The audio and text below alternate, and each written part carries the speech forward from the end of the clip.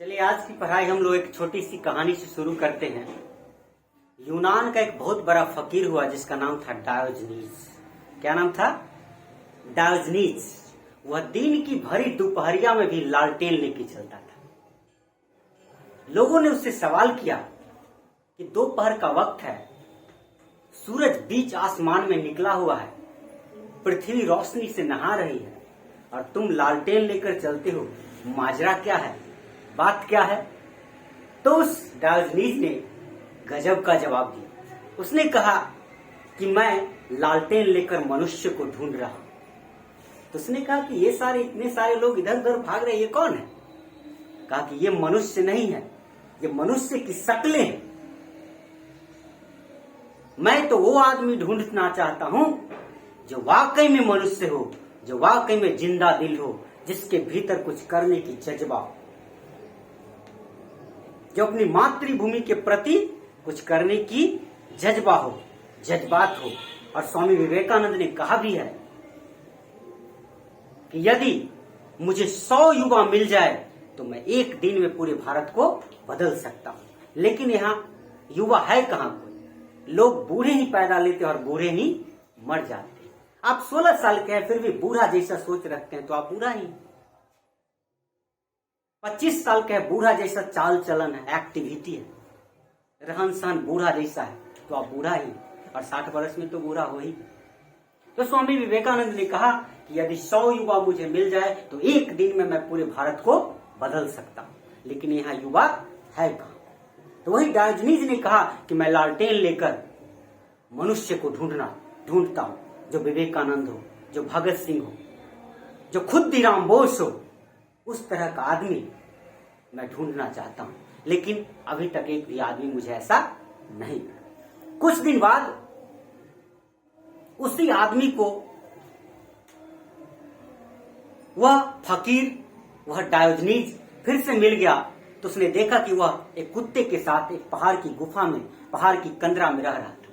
लोगों ने पूछा कि क्या हाल है डायोजनीज? डायोजनीज ने जवाब दिया कि लालटेन लेकर पूरी जिंदगी घूमता रहा, मुझे कोई मनुष्य तो नहीं मिला, लेकिन मैंने सोचा कि मनुष्य से बेहतर कुत्ता है।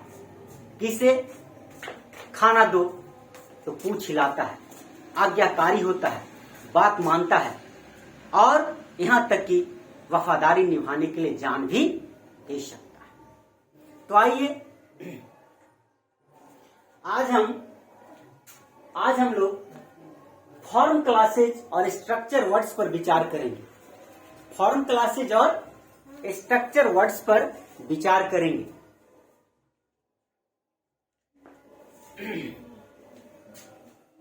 पिछले वीडियो में हम लोग पढ़ चुके थे कि परंपरागत अंग्रेजी ग्रामर के अनुसार अंग्रेजी के सारे शब्दों को वाक्य में उनके कार्य के आधार पर 8 भागों या 8 समूहों में बांटा गया है। और उन्हीं 8 भागों को क्या कहते हैं? पार्ट्स ऑफ स्पीच कहते हैं। लेकिन मॉडर्न इंग्लिश ग्रामर के विद्वानों ने कहा कि इन शब्दों को, अंग्रेजी के सारे शब्दों को 8 भागों में बांटने की कोई जरूरत नहीं है। अंग्रेजी के सारे शब्दों को हम सिर्फ 2 भागों में बांट दे तो हमारा काम चल जाए। तो मॉडर्न इंग्लिश ग्रामर के विद्वानों ने अंग्रेजी के सारे शब्दों को सिर्फ 2 भागों में बांटा है। पहला को कहते हैं फॉर्म क्लासेज और दूसरा को कहते हैं स्ट्रक्चर वर्ड्स या स्ट्रक्चर क्लासेज, उसको भी कह सकते हैं। हिंदी में इसको कहते हैं विकारी और उसको कहते हैं अविकारी। विकारी का मतलब जिसमें विकार पैदा किया जा सके, जिसमें गड़बड़ी पैदा की जा सके, उसको कहते हैं विकारी। और अ मतलब नहीं और विकारी मतलब विकार पैदा करना, जिसमें कोई विकार पैदा करना संभव नहीं हो, उसको क्या कहते हैं? अविकारी। कोई दिक्कत? तो देखिए फॉर्म क्लासेज के अंतर्गत क्या क्या आते हैं? नाउन आते हैं, एडजेक्टिव आते हैं, वर्ब आते हैं, एडवर्ब आते हैं। इन 4 में हम कुछ जोड़ करके, कुछ घटा करके विकार पैदा कर सकते हैं, गड़बड़ी पैदा कर सकते हैं। इसलिए इसको रखा गया फॉर्म क्लासेज के अंतर्गत। और फॉर्म क्लासेज क्यों नाम पड़ा इसको? क्योंकि इसका फॉर्म देखकर हम पहचान जाएंगे, रूप देखकर पहचान जाएंगे कि इसमें कुछ जोड़ सकते हैं कि नहीं। जोड़ सकते हैं तो फॉर्म क्लासेज, नहीं जोड़ेंगे तो स्ट्रक्चर वर्ड्स। ठीक है, जिसका हम फॉर्म देखकर पहचान जाए इसलिए क्या नाम है? Form classes. कोई दिक्कत?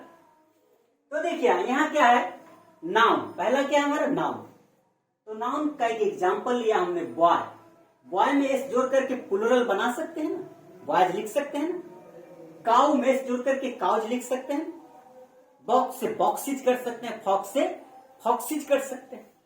तो नाउन में एस या एस जोड़कर हम प्लुरल बना सकते हैं, मतलब कि इसमें हम परिवर्तन कर सकते हैं, इसमें विकार पैदा कर सकते हैं। इसलिए क्या हो गया, फॉर्म क्लासेस के अंतर्गत आ गया, कोई दिक्कत।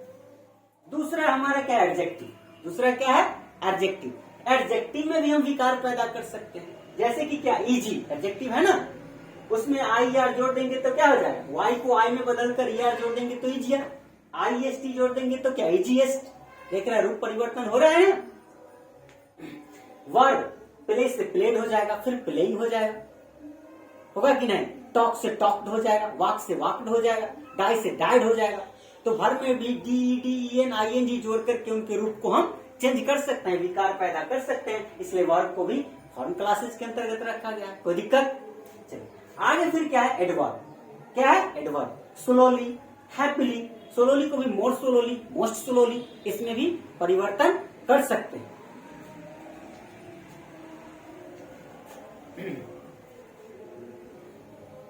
फिर स्लोली का मोर स्लोली, मोस्ट स्लोली या लेस स्लोली, लिस्ट स्लोली कर सकते हैं।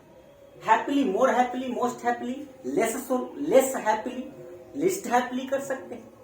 तो कहने का मतलब इन चारों में हम विकार पैदा कर सकते हैं, गड़बड़ी पैदा कर सकते हैं। इसलिए इन चारों को किसके अंतर्गत रखा गया, फॉर्म क्लासेस के अंतर्गत। हम लोग 8 पढ़े थे ना पार्ट स्पीच में, उसमें से इन 4 को क्या रखा गया है, 4 को फॉर्म क्लासेस के अंतर्गत रखा गया। इसमें विकार पैदा की जा सकती है, गड़बड़ी पैदा की जा सकती है। और इसको फॉर्म को देख करके, रूप को देख करके हम पहचान जाएंगे कि इसमें कुछ जोड़ घटाव हम कर सकते हैं, कोई दिक्कत। और इधर देखिए, विकारी में स्ट्रक्चर वर्ड्स में टोटल 10 है, लेकिन अभी हमारे पास जगह कम है, इसलिए मैंने 4 ही लिखा है, बाकी 6 अभी लिखेंगे। तो एग्जाम्पल को इससे तुलना करके देखते हैं। मैंने कहा इसका नाम है स्ट्रक्चर वर्ड्स अविकार। इसका क्या नाम है, अविकार। और स्ट्रक्चर वर्ड्स, अ माने नहीं, अविकारी माने विकार, इसमें विकार पैदा नहीं कर सकते। जैसे कि प्रोनाउन ही, क्या इसमें कुछ जोड़ना संभव है। सीट, ही सीट में कुछ जोड़ घटाव कर सकते हैं, नहीं, विकार पैदा नहीं कर सकते। कंजंक्शन एंड, और, बट, इसमें कुछ जोड़ सकते हैं, घटा सकते हैं। Preposition on, at, under, over में कुछ जोड़ घटाव कर सकते हैं, नहीं कर सकते। इंटरजेक्शन आह, ओ, अल्लाह, सुरा, इसमें कुछ जोड़ घटाव कर सकते हैं। कहने का मतलब अविकारी स्ट्रक्चर वर्ड्स के अंतर्गत वे सारे शब्द आएंगे जिसमें हम कोई परिवर्तन नहीं कर सकते हैं, कोई गड़बड़ी नहीं कर सकते हैं, कोई विकार उत्पन्न नहीं कर सकते हैं, कोई दिक्कत। और इसका नाम क्या है, स्ट्रक्चर वर्ड्स, और उसका नाम है फॉर्म क्लास। इसको फॉर्म देखकर पहचान जाएंगे, इसका नाम है स्ट्रक्चर वर्ड्स। इससे हम छोटा छोटा वाक्य बना सकते हैं, सब्जेक्ट वर्ब ऑब्जेक्ट का काम कर सकते हैं। लेकिन वाक्य लंबा करना हो, कहानी लिखना हो, पैसेज लिखना हो, पैराग्राफ लिखना हो, तो स्ट्रक्चर वर्ड्स की मदद लेनी पड़ेगी। यानी इसमें जो वर्ड्स आएंगे, जो शब्द आते हैं, उनका सहयोग लेना पड़ेगा वाक्य को स्ट्रक्चर देने के लिए, लंबा करने के लिए। वो कैसे करेंगे हम लोग बाद में सीखेंगे आखिर में। इसका बाकी का अब हम तो देखिए, इंटरजेक्शन तक हम लोग यहाँ पढ़ लिए, ये 4 और बाकी का 4, पार्ट्स ऑफ स्पीच का 4, नाउन, एडजेक्टिव, वर्ब, एडवर्ब, ये, और फिर इसका ये 4 इंटरजेक्शन तक नीचे हम लोग समझ लिए थे। बाकी जो बचा हुआ था एक साथ हम लोग को समझने में नहीं बनना। स्ट्रक्चर वर्ड्स का कितने पार्ट्स है, कितने हिस्सा है, 10। तो 4 हम लोग समझ लिए थे, बाकी 6 को हम लोग नहीं लिख पा रहे थे, इसलिए सबको एक साथ हमने लिख दिया है। तो इंटरजेक्शन के बाद देखते हैं डिटरमिनर्स। क्या है, डिटरमिनर्स, ए एंड द। देखिए इसमें भी कुछ जोड़ घटाव कर सकते हैं हम लोग, क्या नहीं कर सकते हैं। एक्सिलियरीज, देखिए एक्सिलियरीज क्या है, ये नया चीज आप लोग को नहीं समझ में आ रहा है तो समझ लीजिए एक्सिलियरीज क्या है। और डिटरमिनर के बारे में भी थोड़ा सा जान लीजिए, डिटरमिनर क्या है। तो डिटरमिनर वह शब्द है जो नाउन के आने की सूचना देता है कि अब नाउन आएगा। दिस इज ए पेन, तो के बाद क्या है, pen. The earth is round, the के बाद क्या, अर्थ, नाउन है। तो जहां कहीं भी जिस शब्द के ठीक बाद नाउन आ जाए वो शब्द क्या हो जाएगा? डिटरमिनर। समझ गया डिटरमिनर। दूसरा क्या है? छठा क्या है? एक्सिलियरीज। क्या है? एक्सिलियरीज। यहाँ आइए हम लोग पीछे आते हैं। वर्ब। वर्ब में लिखे play, played, playing, walk, talk. तो कुछ ऐसे वर्ब है जिसका हम फॉर्म चेंज कर सकते हैं, जिसका 5 फॉर्म होता है। Go, went, gone, going, goes, talk, talked, talked, talking, talks, run, ran, run, running, run होता है ना। लेकिन एक्सिलियरी वर्ब जो है उसका रूप नहीं बदलता। 24 जो हमारा एक्सिलियरी वर्ब है, जा रहे, was, were, shall, will, should, would, can, could, उसका तो फॉर्म नहीं बदलता, उसमें जोड़ घटाव नहीं कर सकते। तो वैसा वर्ब जिसका रूप बदलेगा किसमें चल रहा है? फॉर्म क्लासेज में। और जो वर्ब का रूप नहीं बदलेगा उसका क्या नाम दे दिए हम लोग? एक्सिलियरीज। वो इसमें चल रहा है, क्योंकि रूप बदलने वाला इधर रहेगा फॉर्म क्लासेज में, और नहीं रूप बदलने वाला स्ट्रक्चर वर्ड्स। तो एक्सिलियरीज में आ जाएगा is, are, am, was, were, shall, will, should, could, कुड। कोई दिक्कत? इंटेंसिफायर्स। इंटेंसिफायर्स क्या है फिर? तो फिर पीछे एडवर्ब। कुछ ऐसे एडवर्ब है जिनका हम फॉर्म चेंज कर सकते हैं। सोलोली, मोर सोलोली, most सोलोली, happy, happier, happily, more happily, most happily. लेकिन कुछ ऐसे एडवर्ब है उनका रूप बदलना संभव नहीं है। जैसे कि क्या? वेरी। वेरी एडवर्ब है ना, लेकिन इसमें कुछ जोड़ घटाव कर सकते हैं? नहीं। इसलिए इसका नाम क्या दे दिए हम लोग? इंटेंसिफायर्स। नहीं, इंटेंसिफायर्स मतलब, इंटेंसिफायर्स का मतलब है कि वह एडजेक्टिव या एडवर्ब के दर को और बढ़ा दे, स्पीड को और बढ़ा दे। जैसे ही इज वेरी काइंड, तो काइंड है काइंड, और उसको और काइंड कर दिया, तो उसको एडजेक्टिव के दर को बढ़ाए ना। तो वेरी, टू, वेरी और टू, ऐसे और है। वेरी, टू, रैदर, नहीं, ये सब ऐसे शब्द हैं, ऐसे एडवर्ब हैं जिनमें हम रूप परिवर्तन नहीं कर सकते, इसलिए इसको ले आए किधर? स्ट्रक्चर वर्ड्स में। फिर क्या है? Sentence connectors. सेंटेंस कनेक्टर्स क्या है? दो वाक्य को जोड़ता है, जैसे हैंस, सो, बट, ये सब सेंटेंस कनेक्टर्स हो गया। फिर क्या है हमारा? सबऑर्डिनेटर्स। क्या है? सबऑर्डिनेटर। सबऑर्डिनेटर क्या है? जो क्लॉज पढ़िएगा आप लोग तो समझ में आएगा। वह सब जो प्रिंसिपल क्लॉज को सबऑर्डिनेट क्लॉज से जोड़ता है उसी को क्या कहते हैं? सबऑर्डिनेटर्स। वह सब जो प्रिंसिपल क्लॉज को सबऑर्डिनेट क्लॉज से जोड़ता है उसको क्या कहते हैं? सबऑर्डिनेटर्स। जैसे क्या हो गया? बिकॉज, जैसे क्या हो गया? बिकॉज, बिफोर इत्यादि। ये सब क्या हो गया? सबऑर्डिनेटर्स हो गया। फिर क्वेश्चन वर्ड्स है, व्हाट, वेयर, व्हाई, व्हेन। इन सब से इंट्रोगेटिव सेंटेंस बनाने में मदद मिलती है, प्रश्न पूछते हैं, ये सब हो गया क्वेश्चन वर्ड्स। तो कहने का मतलब हमारा स्ट्रक्चर वर्ड्स की संख्या कितनी है? 10। स्ट्रक्चर वर्ड्स में कितने टॉपिक आएंगे? 10 टॉपिक आएंगे। और फॉर्म क्लासेस में कितने टॉपिक आएंगे? 4 आएंगे। तो फिर से एक बार समझ लीजिए कि फॉर्म क्लासेज और स्ट्रक्चर वर्ड्स में क्या अंतर है। फिर से एक बार हम लोग रिवीजन कर लेते हैं। परंपरागत अंग्रेजी ग्रामर के अनुसार अंग्रेजी के सारे शब्दों को सिर्फ 2 भागों में, परंपरागत इंग्लिश ग्रामर के अनुसार अंग्रेजी के सारे शब्दों को वाक्य में उनके कार्य के आधार पर 8 भागों या 8 समूहों में बांटा गया है। उनको क्या कहते हैं? पार्ट्स ऑफ स्पीच का। ठीक है। बांटने का तरीका क्या है? माध्यम क्या है? किस आधार पर बांटा गया है? तो वाक्य में उनके कार्य के आधार। लेकिन मॉडर्न इंग्लिश ग्रामर में, मॉडर्न इंग्लिश ग्रामर के विद्वानों ने कहा कि इस 8 प्रकार शब्दों को 8 प्रकार में बांटने की कोई जरूरत नहीं है। हम शब्दों को सिर्फ 2 भागों में ही बांट दे तो हमारा काम चल जाए। खैर, फॉर्म क्लासेज और स्ट्रक्चर वर्ड्स को समझने के लिए हमें मॉर्फीम के बारे में जानकारी होना बहुत जरूरी है। और पिछली वीडियो में हम लोग मॉर्फीम के बारे में जानकारी ले चुके हैं। पिछले क्लास में हम लोग मॉर्फीम पढ़ चुके हैं। ठीक है। तो अगर मॉर्फीम पढ़ चुके होंगे तो यहाँ कोई दिक्कत आपको नहीं होगी। तो मॉडर्न इंग्लिश ग्रामर के विद्वानों ने कहा कि अंग्रेजी के सारे शब्दों को सिर्फ 2 भागों में बांटते तो हमारा काम चल जाएगा। तो पहला फॉर्म क्लासेज और दूसरा है स्ट्रक्चर वर्ड्स। फॉर्म क्लासेज किसको कहते हैं? तो फॉर्म क्लासेज के अंतर्गत वे सारे शब्द आएंगे जो मॉर्फीम से प्रभावित होकर अपना अर्थ रूप बदल ले। तो देख रहे इधर अर्थ रूप बदल रहा है ना। बॉय से बॉय, बॉय मतलब एक लड़का, बॉयज लड़के, रूप अर्थ बदल गया और रूप भी बदल गया ना। काउ काउस बदल रहा है ना। और स्ट्रक्चर वर्ड्स के अंतर्गत वे सारे शब्द आएंगे जिस पर मॉर्फीम का कोई प्रभाव नहीं पड़ेगा। समझ गए? मॉर्फीम किसको कहते हैं जान रहे ना? SES अनलेसनेस, कुछ जोड़ घटाव इसमें करना संभव नहीं। कोई दिक्कत? चलिए, उसके बाद थोड़ी सी बात ये भी हम लोग जान ले कि केवल फॉर्म क्लासेज का प्रयोग करके हम लोग छोटा छोटा सेंटेंस बना सकते हैं। बड़ा सेंटेंस बनाने के लिए किसकी सहायता लेना पड़ेगा? स्ट्रक्चर वर्ड्स की सहायता लेनी पड़ेगी। देखते हैं कैसे। तो थोड़ा सा हम लोग फॉर्म क्लासेज और स्ट्रक्चर वर्ड्स के प्रयोग को देख लेते हैं। तो ध्यान दीजिए, ध्यान देने की बात यह है कि फॉर्म क्लासेज का प्रयोग करके हम सिर्फ छोटे छोटे वाक्य बना सकते हैं, संकुचित अर्थ वाले वाक्य बना सकते हैं। लंबा सेंटेंस बनाने के लिए, कहानी लिखने के लिए, एस्से लिखने के लिए, पैसेज लिखने के लिए हम सिर्फ फॉर्म क्लासेज का प्रयोग करें तो हमारा काम नहीं चलेगा। जैसे देखिए, हमने कुछ एग्जाम्पल लिया है। Couch it grass. तो काउच क्या है? नाउन है, फॉर्म क्लासेज हो गया नाउन। इट क्या है? वर्ब, वर्ब हो गया फॉर्म क्लासेज। ग्रास क्या हो गया? नाउन। और फिर Ram noun, drank verb, milk noun, horse's noun, run verb, fast adverb.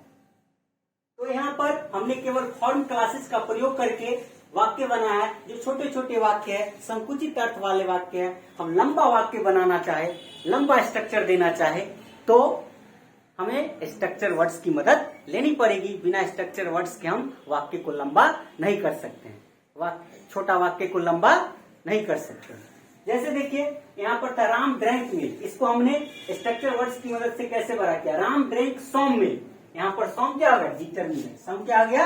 यहाँ देखिए, मिल्क नाउन है, नाउन के ठीक पहले जो भी आएगा डिटरमिनर, तो सॉम क्या होगा? डिटरमिनर। डिटरमिनर जोड़ दिए तो वाक्य थोड़ा बड़ा हो गया, थोड़ा और मीनिंगफुल हो गया।